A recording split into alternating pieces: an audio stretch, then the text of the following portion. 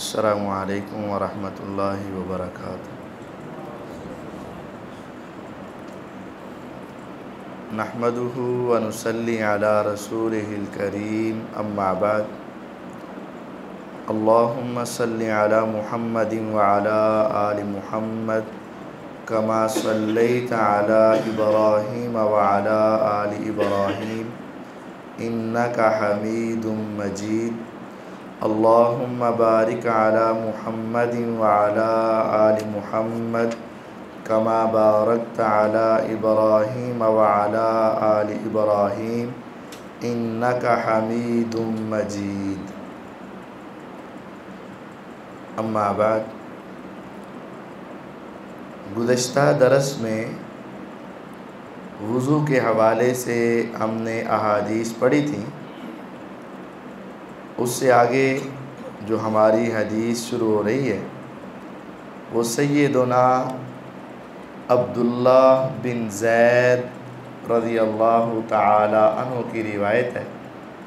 ये सहाबी नबी अकरम सल्लल्लाहु अलैहि वसल्लम का मुकम्मल वुज़ू का तरीक़ा बताते हैं।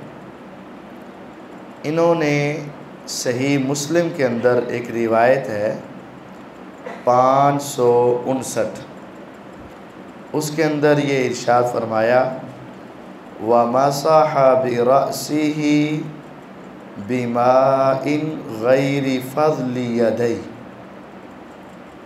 कि आप अलैहिस्सलाम ने अपने सर का मसा किया उस पानी के साथ जो हाथों का बचा हुआ नहीं था, यानी नया पानी लिया।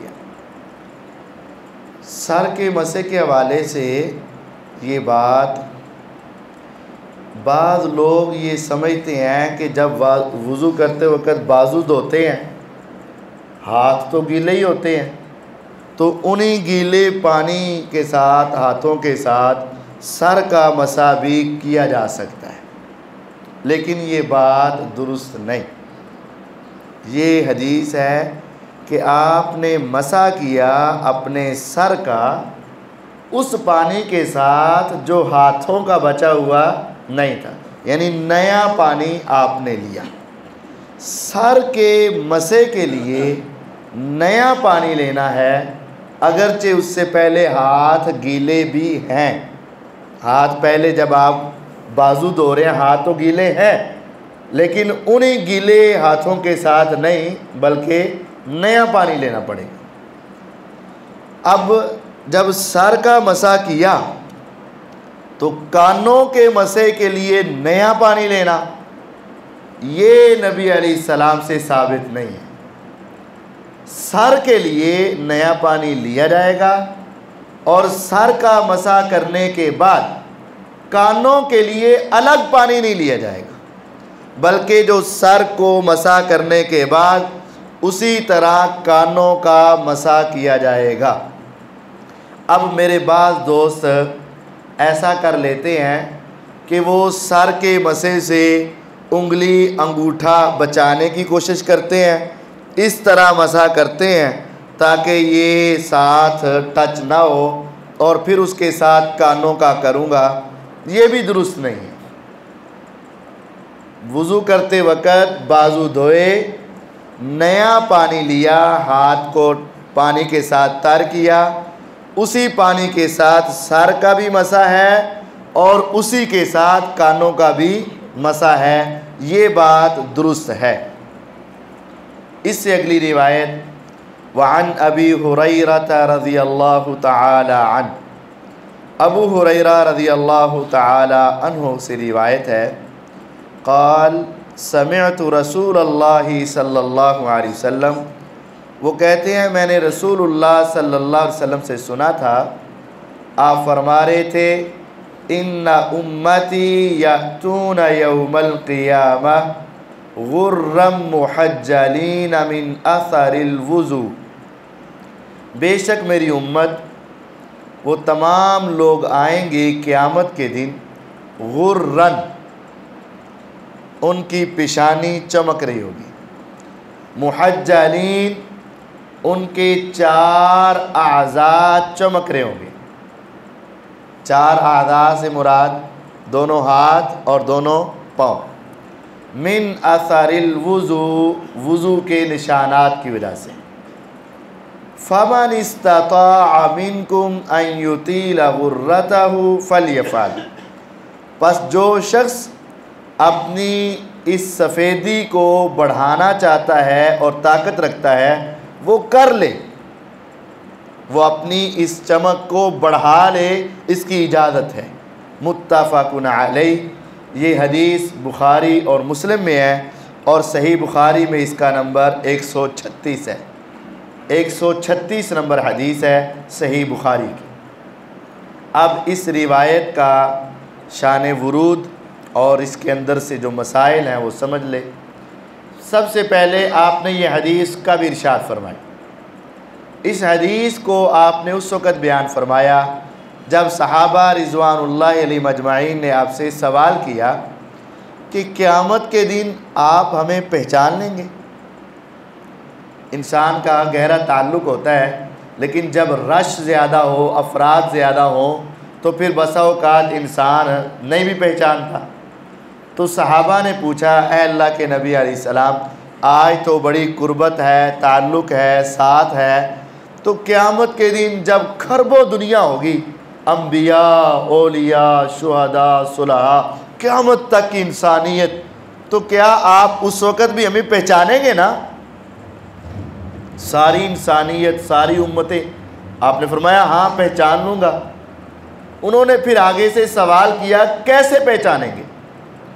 वहाँ तो इतनी दुनिया होगी, कैसे याद रहेगा, कैसे पहचानेंगे?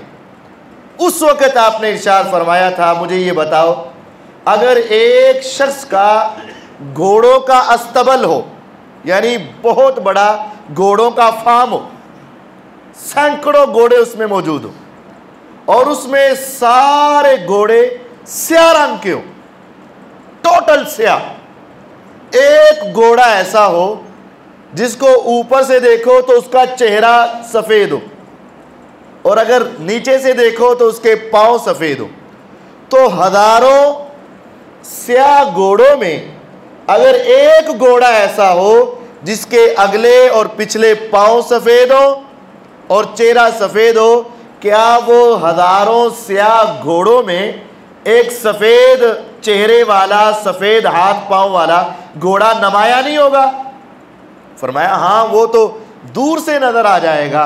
फरमाया इसी तरह इन्ना उम्मती यअतूना यौमल क़ियामा, मेरी उम्मत क़यामत के दिन आएगी गुर्रम मुहज्जलीन मिन असरिल वुज़ू, जो वुज़ू के लिए पानी इस्तेमाल करते हैं। आज पानी लगाया, ज़ाहिरी तौर पर हाथ साफ हुए, लेकिन क़यामत के दिन इस पानी की वजह से इनके हाथ, इनके पाँव, इनके चेहरे चमक रहे होंगे और मैं इन निशानियों से दूर से पहचान जाऊंगा, ये मेरी उम्मत आ रही है और ये मेरे मानने वाले आ रहे हैं।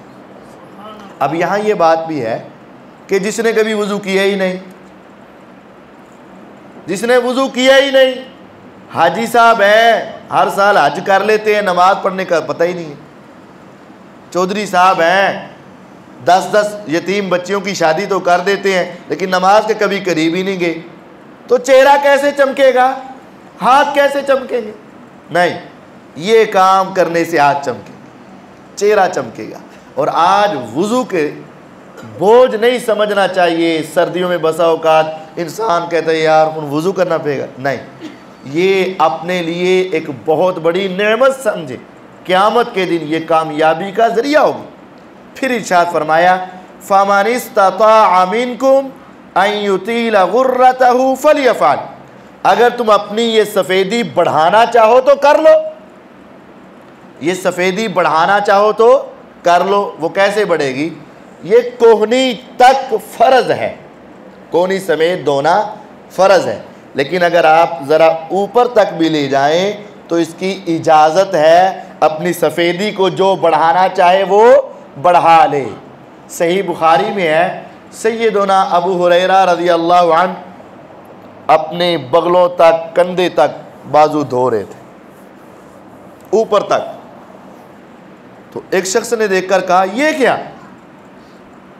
फिर उन्होंने कहा कि अगर मुझे पता होता ना कि तुम ना वाकिफ़ हो, ला इल्म हो, इस मसले का पता नहीं, तो मैं तुम्हारे सामने ये ना करता, पहले तुम्हें मसला समझाता फिर ये काम करता। तो ये यहाँ तक कोहनी समेत धोना फ़र्ज़ है, लेकिन उससे आगे तक धो लेना जायज़ है। जितना ज़्यादा पानी लगेगा उतनी ज़्यादा जगह चमकदार होगी और उतना ज़्यादा फ़ायदा होगा। इसी तरह पाँव है, पाँव जो है वो टखनों तक धोना फ़र्ज़ है, लेकिन आगे पिंडली, आधी पिंडली, निसफ पिंडली, वहाँ तक भी पानी ले जाया जा सकता है, और जो ऊपर तक पानी ले जाएगा वो उतना हिस्सा उसका क़यामत के रोज़ चमक रहा होगा। तो ये दोनों जगह पर अपने वुज़ू के पानी को आगे तक जितना आप कर सकें करें, इसका फ़ायदा है, सवाब है, और क़यामत के दिन ये ज़्यादा चमकेंगे। अगली हदीस, वअन आइशा रज़ियल्लाहु तआला अन्हा क़ालत काना रसूलुल्लाहि सल्लल्लाहु अलैहि वसल्लम युअजिबुहु तयम्मुनु फ़ी तनउलिही व तरज्जुलिही व तुहूरिही व फ़ी शअनिही कुल्लिही।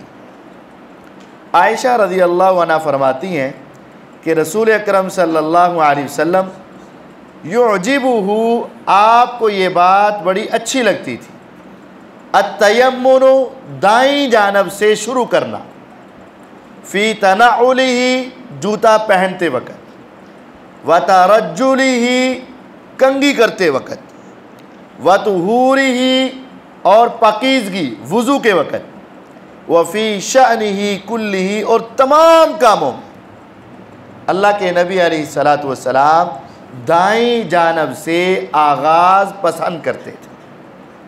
क्या मतलब? रसूल अकरम सल्लल्लाहु अलैहि वसल्लम अगर जूता पहनते तो दोनों पहने जा सकते हैं, लेकिन बेहतर ये है कि पहले दायां जूता पहना जाए, अफजल ये, पसंद ये। व तरज्जुलिही, कंघा करना है, बाल सीधे करने हैं, तो मांग निकालनी है, एक इस तरफ एक इस तरफ, दरमियान से निकालनी चाहिए ना। वो जो पफ है वो तो वैसे ही मुनासिब नहीं।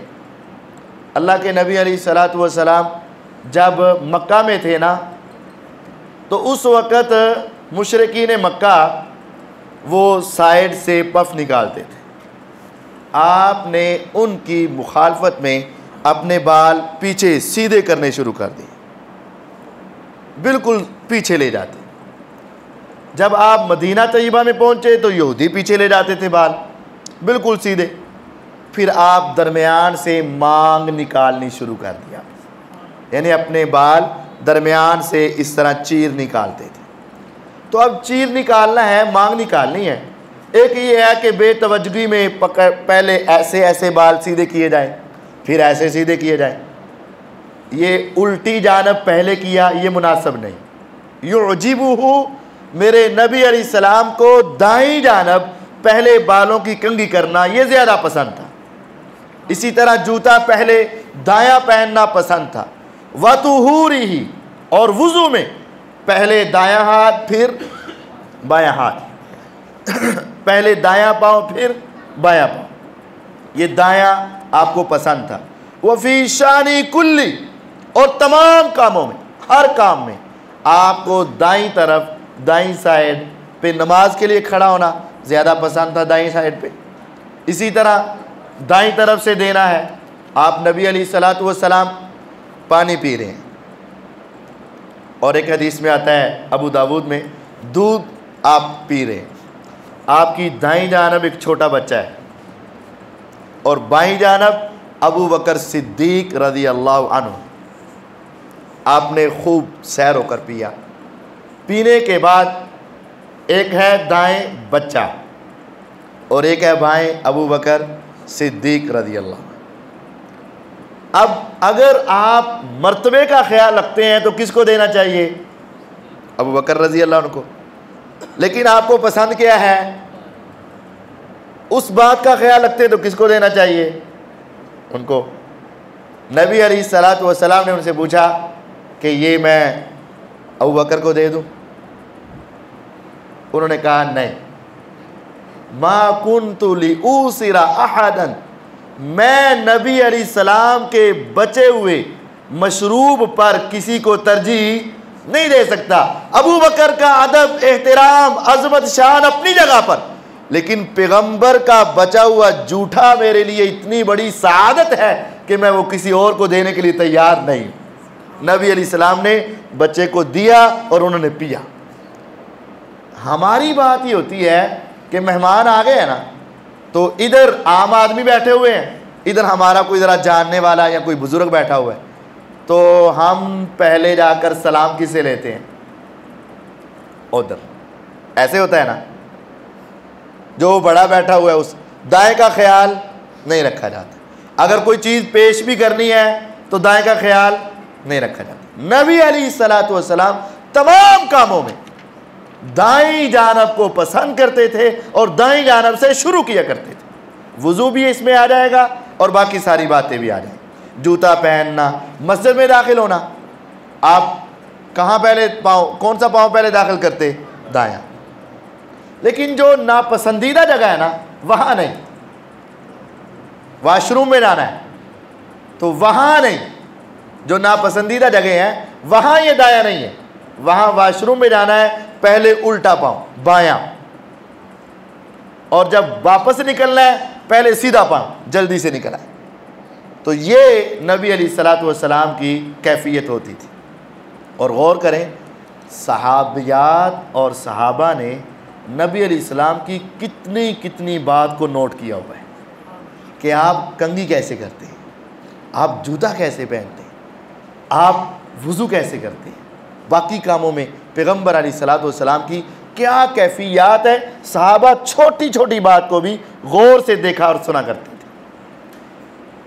इसके बाद इस हदीस से एक सवाल ज़हन में आ सकता था कि नबी अलैहिस्सलाम को पसंद ही है ना दाईं जानब, चले कोई बाईं हो भी जाए तो खैर सलाह है, कभी हो भी सकता है, तो वुज़ू में भी दाईं जानब पसंद ही है ना।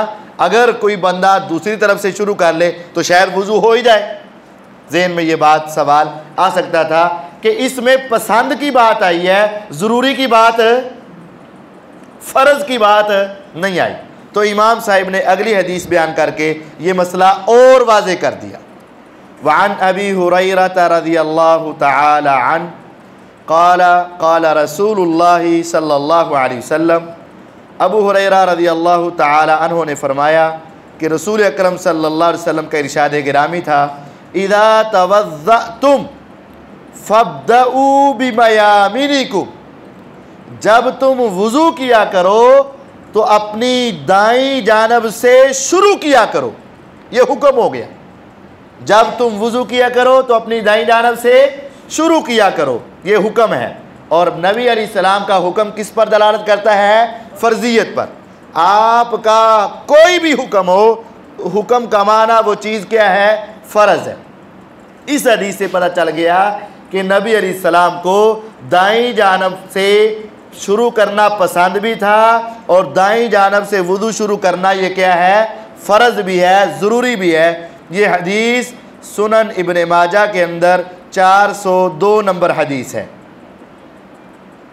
अगली रिवायत, वअनिल मुगीरह इब्न शुअबा रज़ियल्लाहु अन्हु अन्ना नबिय्य सल्लल्लाहु अलैहि वसल्लम तवज़्ज़अ फमसह बिनासियतिही व अलल अमामति वल खुफ़ैन, वुज़ू किया, फमसह बिनासियतिही, आपने अपनी पेशानी पर मसा किया, व अलल अमामति, और पगड़ी पर मसा किया, वल खुफ़ैन, और मोज़ों पर मसा किया। ये रिवायत सही मुस्लिम में है, 633 नंबर 33 नंबर हदीस है। कैसे?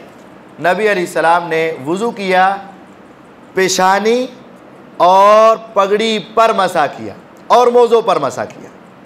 पेशानी पर मसा, पगड़ी पर मसा, ऐसे।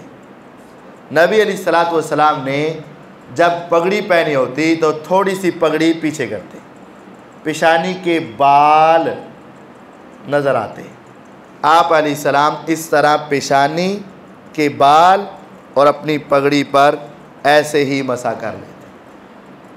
तो अगर सर नंगा है या टोपी वगैरह है, या मेरी माएँ बहनें जिन्होंने दुपट्टा लिया होता है, तो उसको सर पर मसा करना ज़रूरी है।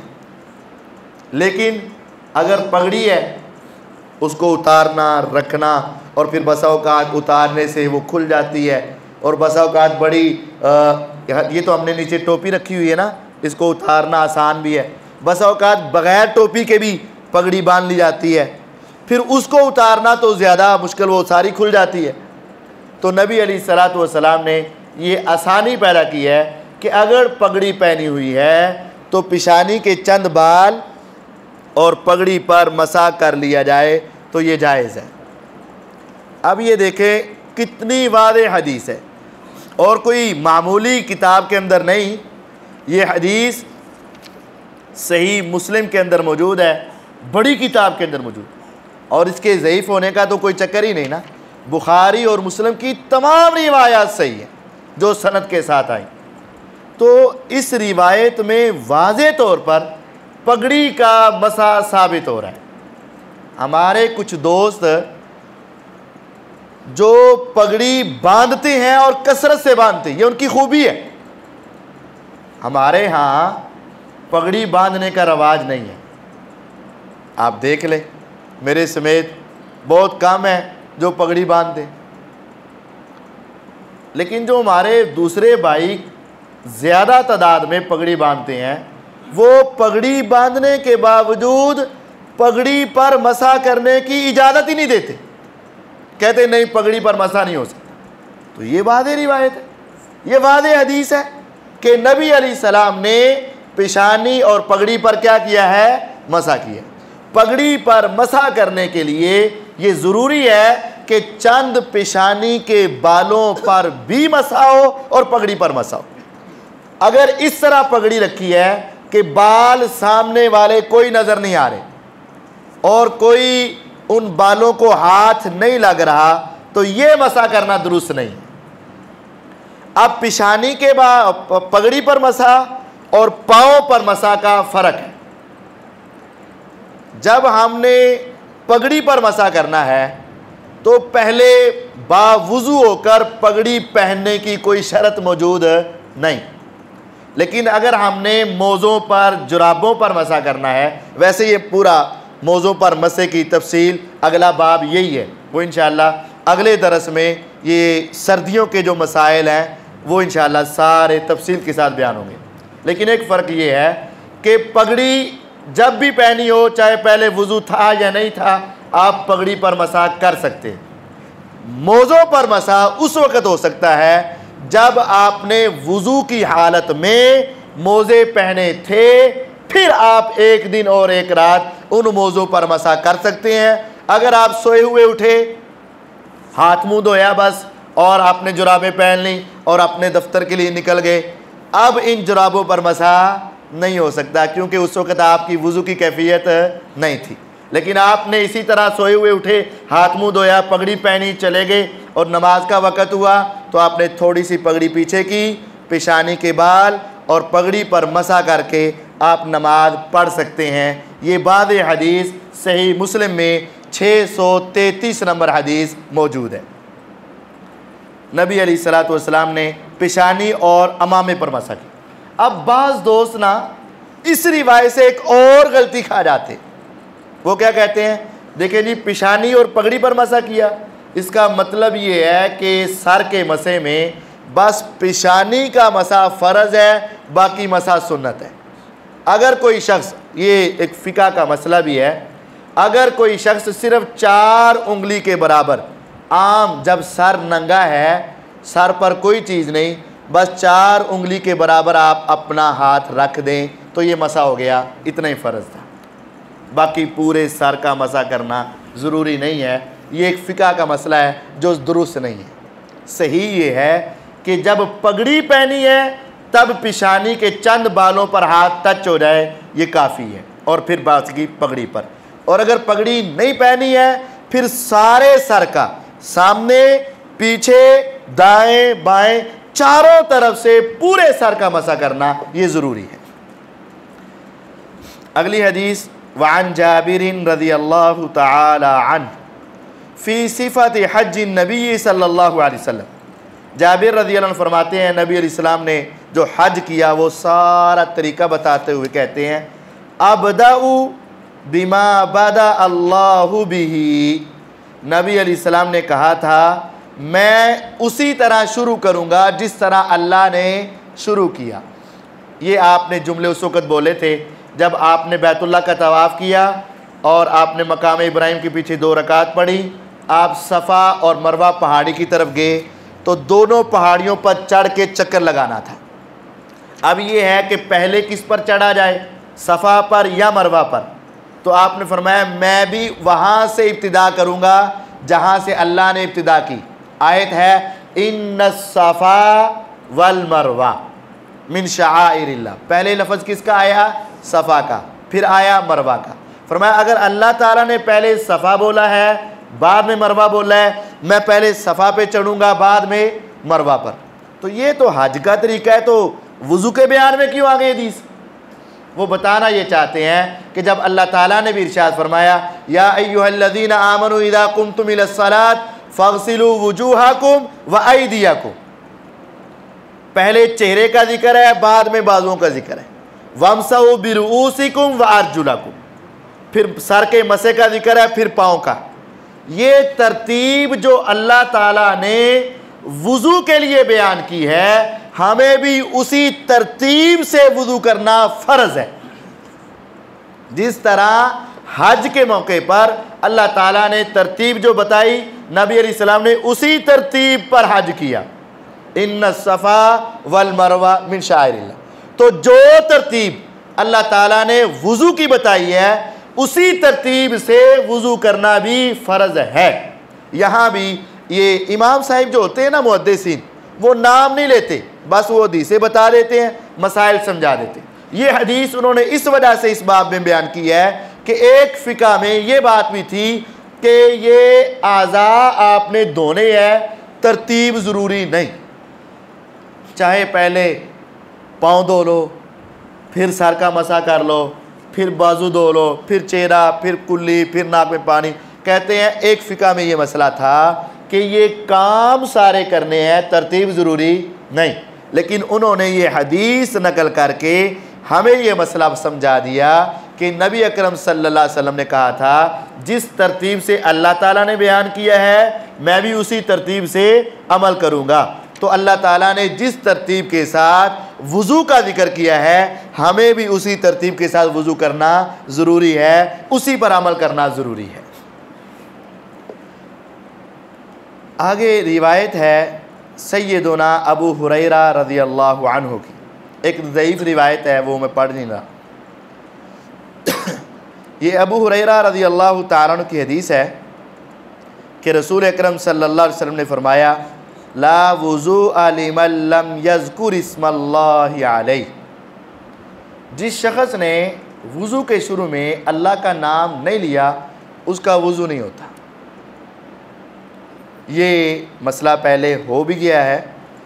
अबू दाऊद के अंदर 101 नंबर ये हदीस है और ये रिवायत सनद के एतबार से ज़ईफ़ है, लेकिन मसला ये ठीक है।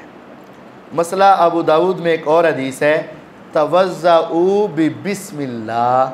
नबी अलैहिस्सलाम ने कहा था बिस्मिल्लाह पढ़ के वुज़ू करो। तवज़्ज़ऊ वुज़ू करो हुक्म हो गया और हुक्म फ़र्ज़ होता है। तवज़्ज़ऊ वुज़ू करो बिस्मिल्लाह पढ़ के। अब बिस्मिल्लाह पढ़ना ज़रूरी है। अब यहाँ एक बड़ा अहम मसला है, बिस्मिल्लाह सिर्फ़ बिस्मिल्लाह कहना है या पूरी पढ़नी है? पढ़नी तो है, ये तो सभी मुत्तफ़िक है। अब कितनी पढ़नी है? उलमा की दोनों तरह की आरा मौजूद हैं।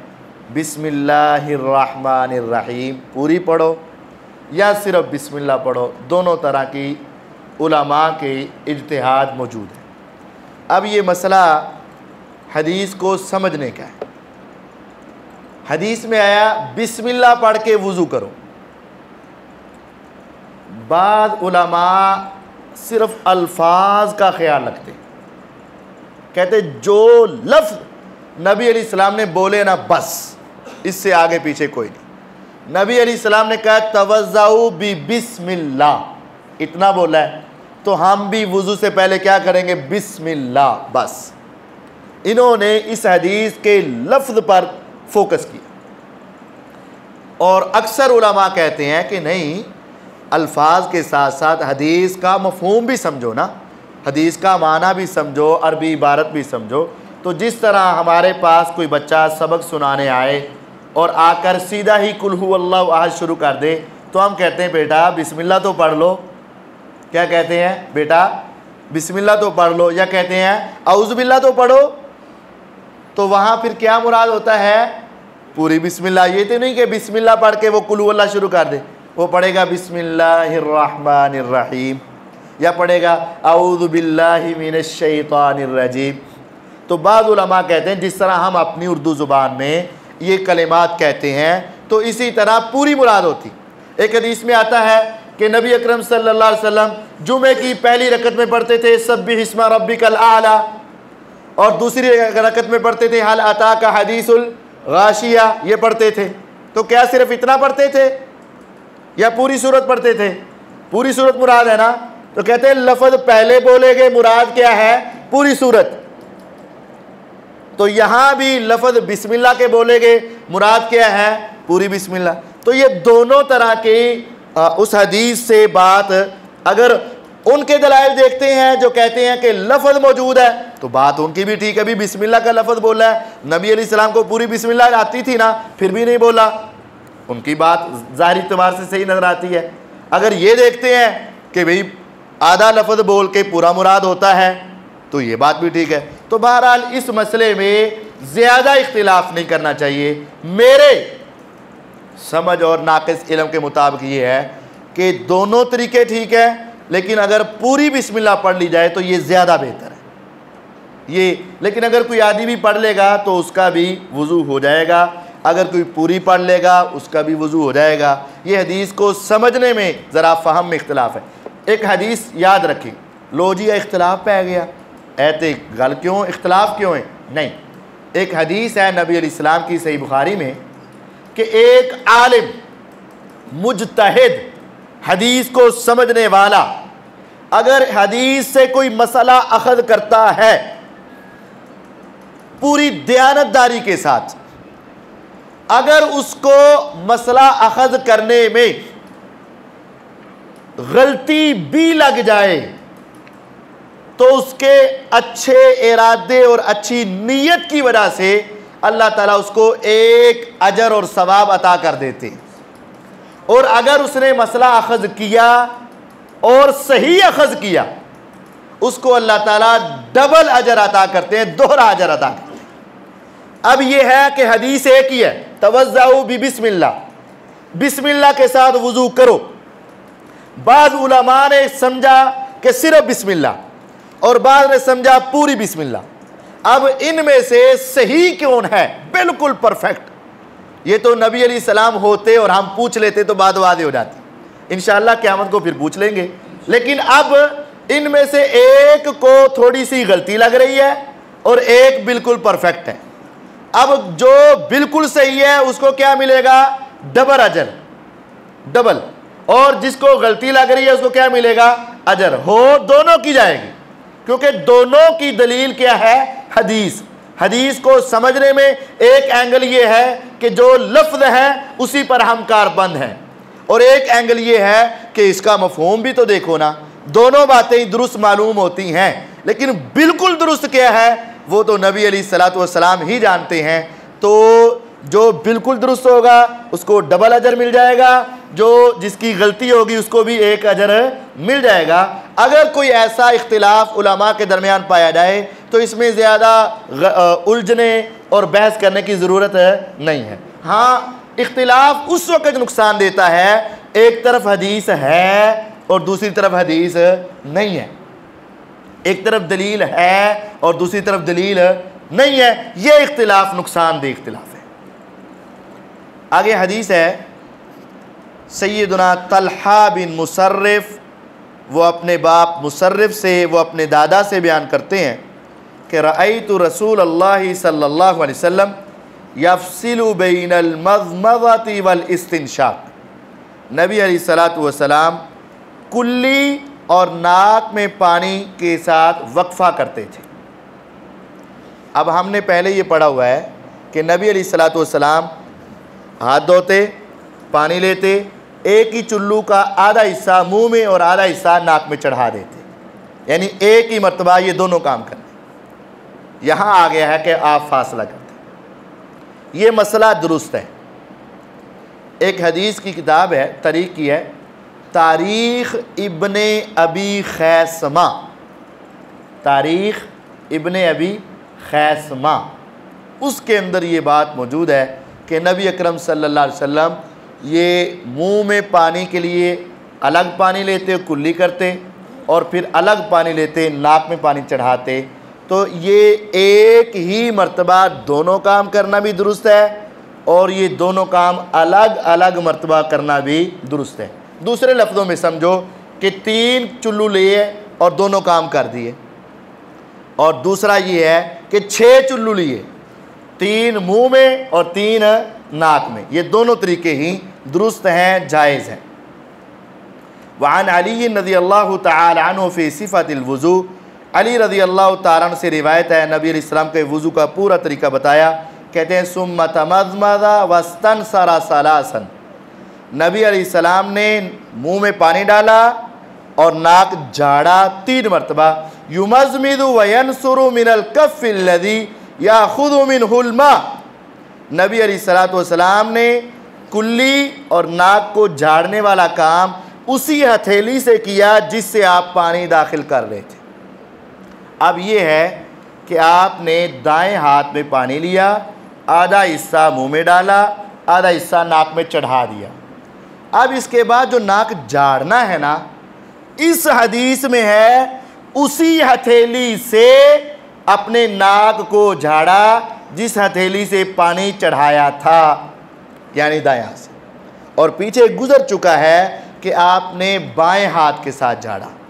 इसका मतलब ये है कि कुल्ली इस हाथ से करनी है, नाक में पानी इस हाथ से चढ़ाना है, और नाक झाड़ना ये फ़र्ज़ है, लेकिन उसके लिए दायां हाथ भी हो सकता है और बायां हाथ भी हो सकता है। दोनों हाथ इस्तेमाल हो सकते हैं नाक को झाड़ने के लिए। अगली हदीस, वअन अब्दुल्लाह इब्न ज़ैद रज़ियल्लाहु तआला अन्हु फ़ी सिफ़तिल वुज़ू, अब्दुल्लाह बिन ज़ैद रज़ियल्लाहु अन्हु से वुज़ू का तरीका मनकूल है। कहते हैं सुम्मा अदख़ला यदहु, फिर आपने अपना हाथ बर्तन में दाखिल किया नबी अलैहिस्सलातु वस्सलाम ने। फ़मज़मज़ा वस्तनशका मिन कफ़्फ़िन वाहिदा, एक ही हथेली से चढ़ाया। यफ़अलु ज़ालिका सलासा, और ये काम आपने 3 मरतबा किया। ये सही मुस्लिम 555 हदीस यानी 555 नंबर हदीस में मौजूद है। ये रिवायात में वुज़ू का तरीका बताया जा रहा है। वअन अनस रज़ियल्लाहु तआला अन्हु, अनस रज़ियल्लाहु अन्हु की हदीस है, क़ाल रअन नबिय्यु सल्लल्लाहु अलैहि वसल्लम रजुलन, नबी अलैहिस्सलाम ने एक बंदे को देखा, वफ़ी क़दमिही मिस्लु ज़ुफ़्र, उसके पाँव में नाखून के बराबर इतनी जगह ऐसी थी, लम युसिबहुल मा, जहाँ पानी नहीं लगा था। फ़क़ाल, तो आपने फरमाया, इरजे फ़अहसिन वुज़ूअका, जाओ जाके अपना वुज़ू अच्छा करो। वुज़ू की आज़ा में एक नाखून के बराबर भी जगह खुशक रह गई तो वुज़ू अच्छा करो। अब खुशक रह गया, अब उसको कैसे, क्या दोबारा वुज़ू किया जाए या उसी हिस्से को किया जाए या उसको मल लिया जाए? इसमें अगर तो बाकी आज़ा अभी गीले हैं, उस वक़्त पता चल गया, तो फिर पानी का हाथ उसी के ऊपर मल लिया जाए। दाढ़ी से पानी लेकर मल लिया जाए, चेहरे से, या अपना हाथ गीला है मल लिया जाए तो वो काफ़ी है। लेकिन अगर कोई पूरा हिस्सा ही रह गया, जैसे मिसाल के तौर पर वुज़ू कर रहा था, दायां पाँव दायां बाजू धोया, इसका धोना भूल गया, सर का मसा कर लिया, तो ये पूरा ही रह गया। अब फिर वापस आए, पहले इसको धोए, फिर सर का मसा करे और फिर आगे पाँव धोए। यानी अगर कोई उज़्व रह गया तो वो वहाँ से दोबारा आकर करेगा।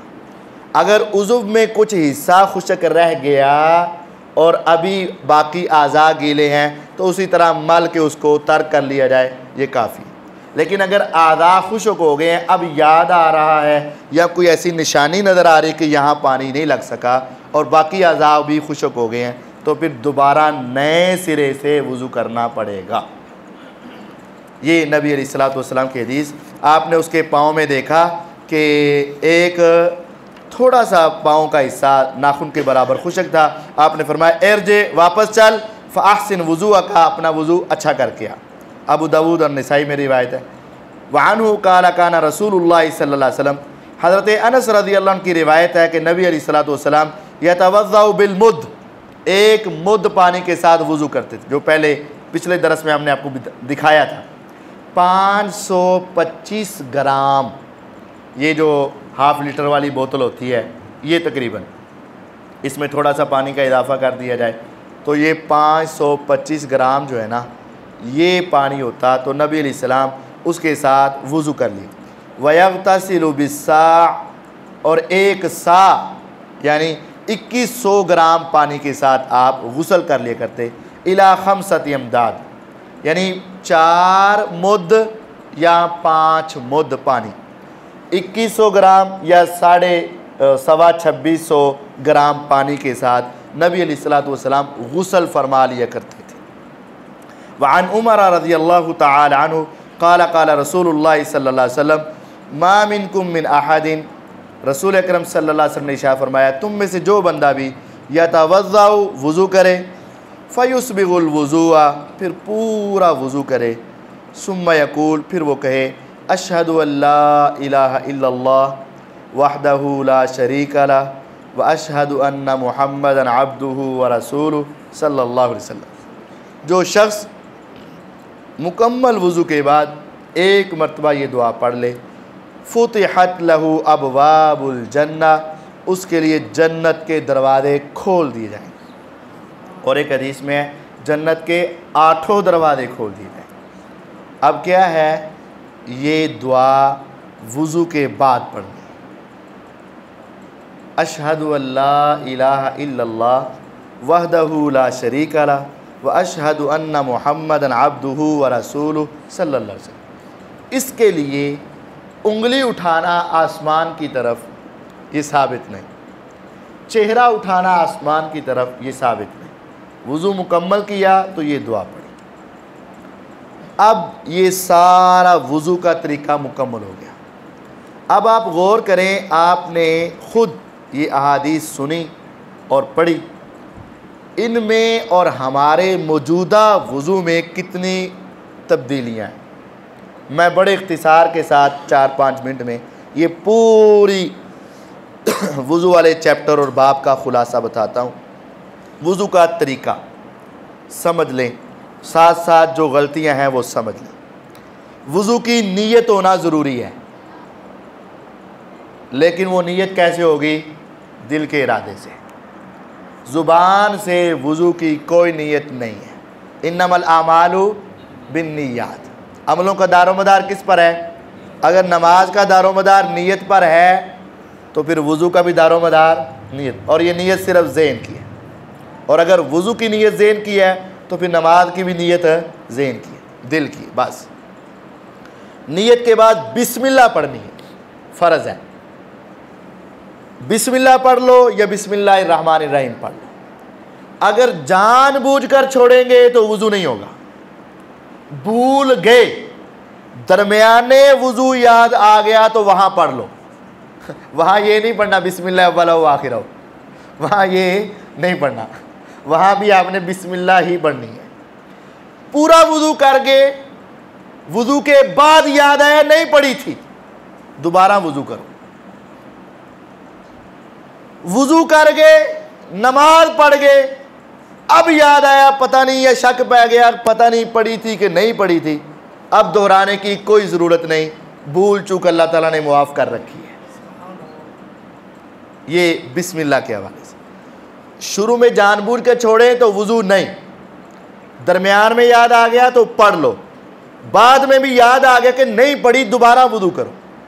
लेकिन वो करके नमाज पढ़ ली, अब शक पड़ गया कि पता नहीं कैसी है, तो भूल चूक अल्लाह ताला ने मुआफ़ रखी। सही बुखारी में हदीस, बिस्मिल्लाह पढ़नी, हाथ धोने हैं, दाईं जानब से शुरू करना फ़र्ज़ है।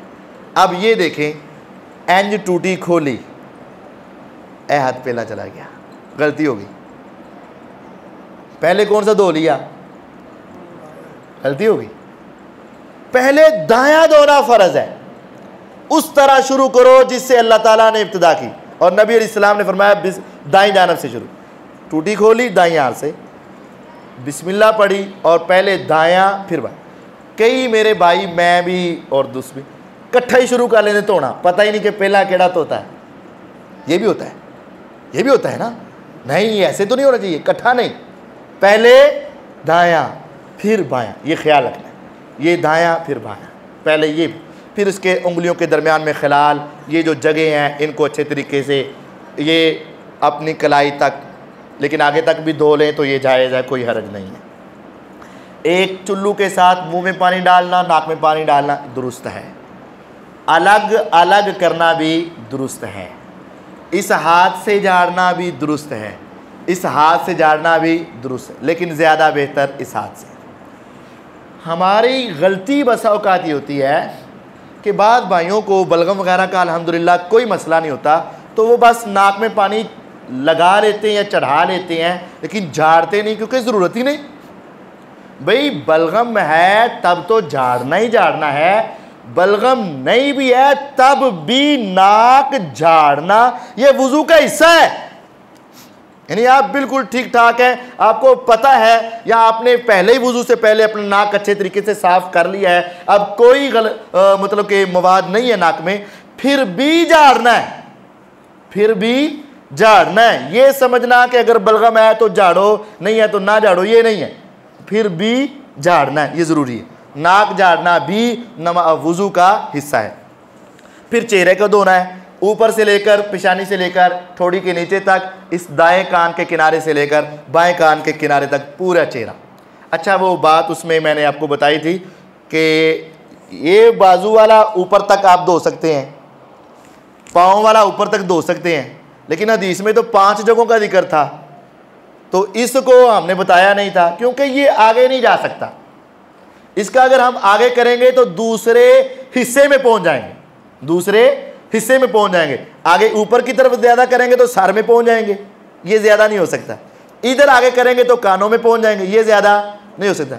इधर ज़्यादा करेंगे तो गर्दन में पहुंच जाएंगे, ये ज़्यादा, ये पहले ही पूरा पूरा है, इसमें सफ़ेदी को ज़्यादा करने के लिए बढ़ाया नहीं जा सकता। बाजू की सफ़ेदी ज़्यादा करने के लिए बढ़ाया जा सकता है, पाँव की सफ़ेदी ज़्यादा करने के लिए ऊपर तक बढ़ाया जा सकता है, चेहरा बढ़ाया नहीं जा सकता।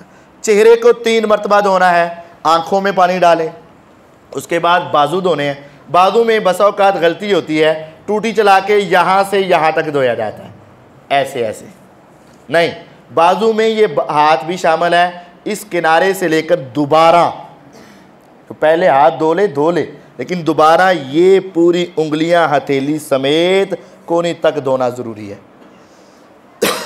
और फिर बायां, फिर उसके बाद हाथ अगरचे पहले गीले हैं लेकिन दोबारा गीले किए जाएं। सर का मसा इस तरह लेकर अपने, इस तरह ये उंगलियां सामने हों और ये अंगूठे कनपट्टियों की तरफ हों, पूरे सर का मसा गुद्दी तक, और फिर उससे वापस लाया जाए, साथ साथ बालों को टच करते हुए। ऐसे जाते हैं और ऊपर से आते हैं, ये गलती है। हाँ, ज़्यादा से ज़्यादा अगर आपको अपने बालों का मसला है तो अबू दाऊद की रिवायत में इस तरह इस तरह इस तरह इस तरह करके भी बालों की सेटिंग बरकरार रखी जा सकती है, ये जायज़ है। इस तरह करके आगे ले आए। अब बाज़ लोग जो उंगलियां बचाते हैं, ये अपने जहन की बात है, हदीस में ऐसा नहीं है। नबी अलैहिस्सलातु वस्सलाम अपने पूरे हाथ के साथ पूरे सर का मसा करते थे और फिर उन्हीं उंगलियों के साथ कानों में दाखिल करते और ये सारे जो ट्रैक हैं इनके अंदर घुमाते और अंगूठा इस तरह नीचे रखते और नीचे से इस तरह घुमाकर ऊपर तक आगे तक लेकर आते। बाद लोग ये कान के मसे में बड़ी कुताही करते हैं, इस तरह बस घुमा कर छोड़ देते हैं या इस तरह बस लगा के छोड़ देते हैं। नहीं, पूरे ट्रैक में घुमाने की कोशिश करें और नीचे से लेकर ऐसे ऊपर तक अपने अंगूठे को लेकर आएँ। उसके बाद कुछ दोस्त ऐसे ऐसे और ऐसे ऐसे करते हैं। ये हदीस में नहीं है। आपको मैंने पूरी हदीसें सुनाई हैं जो सही रिवायात, कहीं नहीं। हदीस में है गुद्दी तक नबी अलैहिस्सलाम ले जाते। मैंने समझाया था, एक है गुद्दी, एक है गर्दन। गर्दन का मसा साबित नहीं। मैं एक महीना पहले तकरीबन एक मीटिंग में था जहाँ मुल्क के, पूरे पाकिस्तान के बड़े बड़े उलमा, जो फतवा देने वाले उलमा, मुफ्तियान है ना, उनकी एक मजलिस थी, एक लजना बनी हुई है जहाँ उलमा इकट्ठे होकर जो फतवा देते हैं पूरे पाकिस्तान के, तो वो बैठकर किसी मसले पर डिस्कस करते हैं, इकट्ठे होकर अपनी आरा, अपना इल्म पेश करते हैं और फिर वो सब को देखकर एक फ़तवा जारी किया जाता है। उसमें मेरे साथ जो सीट थी वो मुफ्ती अब्दुल वली ख़ान साहिब की थी। ये वाक़या मैं आपको बाद में बताता हूँ, बस पाँव की बात बता दूँ। ये सर का मसा हो गया, कानों का मसा हो गया, फिर आपने पाँव धोने हैं। पाँव धोने में छोटी उंगली के साथ खलाल करें, आप तमाम उंगलियों के दरमियान खलाल करें, पाँव धोएं ऊपर नीचे से, और टखना धोना ज़रूरी है, उससे ऊपर तक पाँव धो लें, पहले दायां फिर बायां। उसके बाद आपने दुआ पढ़नी है, अशहदु अल्ला इलाहा इल्लल्लाहु वहदहु ला शरीका लहु व अशहदु अन्ना मुहम्मदन अब्दुहु व रसूलुहु। इसके साथ लोग दुआ पढ़ते हैं, अल्लाहुम्मा जअलनी मिनत तव्वाबीन व जअलनी मिनल मुतत्तहिरीन। वो हदीस से साबित नहीं है, वो रिवायत सनद के एतबार से कमज़ोर है।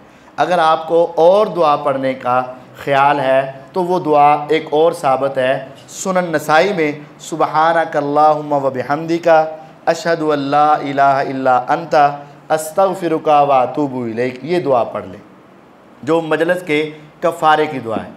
ये दुआ पढ़ने के बाद नबी अलैहिस्सलाम ने फरमाया, जो शख्स ये दुआ पढ़ता है ना, सुबहानकल्लाह वाली, अल्लाह ताला इसको एक साफ़ सादे कागज़ में, एक है हमारे फरिश्ते लिख रहे हैं ना, ये तो रजिस्टर भर रहे हैं, एक स्पेशल कागज़ में फरिश्तों को कहते हैं, इसको लिख के इसको सील पैक कर दो और इसको रख दो। ये इसकी दुआ, सुबहानकल्लाहुम्मा व बिहम्दिक अशहदु अल्ला इलाहा इल्ला अंता अस्तगफिरुका व अतूबु इलैक। ये दुआ इसको अलग कागज़ में लिख के रख दो। क़यामत के दिन जब इसकी नेकियां और गुनाह तोले जाएंगे ना, उस वक़्त लेकर आना, जब ये पलड़े में आएगी ना, फिर वो ऐसा भारी होगा कि उसका मुकाबला कोई गुनाह नहीं कर सके, क़यामत को वो लाए रहे। तो ये दूसरी दुआ पढ़ी जा सकती है। तो ये वज़ू का मुकम्मल तरीका है। अच्छा, वो मेरे साथ जो बैठे थे ना, मुफ्ती अब्दुल वली ख़ान साहब, वो पठान थे और वो एक बहुत बड़े आलिम दीन, मुहद्दिस, फ़क़ीह आदमी। तो मैंने कहा कि आप तो देवबंद मसलक के चोटी के आलिम और मुफ्ती थे, तो आप कैसे कन्वर्ट हो गए? होगा, छोड़ो जी साहब। मैं कहा नहीं, मैं आम बंदा तो चले हदीस देखकर तब्दील हो जाता है, लेकिन एक जिसने तकरीबन उन्होंने कुछ 14-16 साल पढ़ा था उनसे मदारस में, और फिर उनके मदरसे में पढ़ा भी रहे थे, उस्ताद भी थे और मुफ्ती भी थे। मैंने कहा आप कैसे कन्वर्ट? उन्होंने कहा जी मेरी तब्दीली की एक वजह बनी। मस्जिद में था तो मेरे पास कुछ नौजवान आए वज़ू का मसला पूछने के लिए। उनमें एक दो अहले हदीस थे, एक दो दूसरे थे। तो वज़ू के मसले में जब गर्दन का मसा मैंने बताया ना, तो एक शख्स ने कहा जी ये गर्दन का मसा क्या है? तो मैंने कहा जी ये मुस्तहब है, कर लो सवाब है, ना करो तो वज़ू हो जाएगा। मुस्तहब है, कर लो सवाब है, ना करोगे तो वज़ू हो जाएगा। उस एक लड़के ने मुझसे सवाल किया कि मुस्तहब वो होता है जो नबी अलैहि सल्लम ने कभी कभी किया हो तो करने से सवाब मिल जाए। हाँ यही है। तो कहता है उस लड़के ने मुझे कहा कि मुझे एक हदीस दे दो जिसमें नबी अलैहि सल्लम ने ज़िंदगी में कभी गर्दन का मसा किया। तो मैंने कहा ठीक है तुझे दे दूँगा, ये कौन सी बात? कहते मैं सुना तेगा सी, पढ़ा भी रहे सी, लेकिन डीपली जाकर मैंने कभी इसका इतना मुताला नहीं किया। अब मैं तलाश करने लगा कि नबी अलैहिस्सलाम ने ज़िंदगी में एक मरतबा तो करना होगा ही ना, तभी तो सवाब बनेगा। सवाब बनते ही वो जो आपने ज़िंदगी में कभी एक मरतबा, अगर एक मरतबा भी नहीं किया तो क्या नौजुबिल्ला नबी अलैहिस्सलाम इस सवाब से महरूम रहे? अगर एक मरतबा भी नहीं किया। कहते हैं मैंने हदीसें बुखारी, मुस्लिम, अबू दाऊद, तिरमिज़ी, मैं जो तलाश कर सकता था ना बस करता रहा। वो 2-4 दिन के बाद आ गए। मैंने कहा मैं दे देता हूँ, मसरूफ़ था। फिर मैंने 2 महीने तक मैंने हर किताब छान मारी, फ़िक़्ह की भी सारी किताबें, उलमा से, मशाइख से, उस्तादों से राब्ते किए, कभी है कितने ना कितने तो होगा। जब मुझे किसी जगह से ना मिला, कहते हैं फिर वो मैं जिस मस्जिद में था, मैंने उस मस्जिद में वज़ू का तरीका बताया। फिर कभी मैं आज तक ये समझता रहा हूँ, लेकिन ये वज़ू का तरीका ये वाला मुझे नबी अलैहिस्सलाम से कहीं नहीं मिला। तो मस्जिद में फिर इख्तिलाफ पैदा हो गया, उनको मस्जिद से भी फिर निकाल दिया गया। कहते हैं उसके बाद फिर मैंने अपना वज़ू सही किया, तो मैंने कहा नमाज भी सही करनी चाहिए। तो जब मैंने नमाज सही की तो उसके बाद अल्लाह ने मुझे हिदायत दे दी, और वो अल्हम्दुलिल्लाह अब मुल्क के नामवर मुफ्तियों में मुफ्ती अब्दुल वली ख़ान साहिब हैं। और आपके लिए ये आसानी और खुशखबरी है, ये दरोगे वाले से आगे मुनावा स्टॉप है। मुनावा स्टॉप से ना दाईं जानब रास्ता उतरता है, वहाँ तौहीद मस्जिद है, वो वहाँ जुमा पढ़ाते हैं। तो ये बहुत बड़े आलिम दीन हैं, तो उनसे मुलाकात करें, पूछें। और ये बात याद रखें, हमें इख्तिलाफ़ नहीं करना, फ़िरका वारियत नहीं, लेकिन अपनी अपनी इस्लाह के लिए कम अज़ कम ये हो कि मैं जो अमल कर रहा हूँ इसकी दलील है कि नहीं। ये सादी सी बात है। अगर तो ये काम मेरे नबी अलैहिस्सलाम ने किए हैं तो करने में नजात है, और अगर नहीं किए तो फिर ना करने में नजात है। तो हमें अपना वज़ू उस तरह बनाना चाहिए जैसे रसूल अकरम सल्लल्लाहु अलैहि वसल्लम वज़ू करते थे, नमाज उस तरह होनी चाहिए जैसे पैगम्बर अलैहिस्सलातु वस्सलाम पढ़ते थे, और अपनी ज़िंदगी उसी तरह गुजारनी चाहिए जैसे हमारे नबी अलैहिस्सलातु वस्सलाम गुजारते थे। इंशाअल्लाह ये आगे सर्दियों के मसाइल और मसा जो पाँव पर है उसके जराबों पर मसा, उसके इंशाअल्लाह वाले से अगले दरस में बात होगी। तमाम दोस्त अहबाब अपनी इस्लाह के लिए, लोगों की इस्लाह के लिए इसमें बर वक़्त ज़रूर तशरीफ़ लाया करें।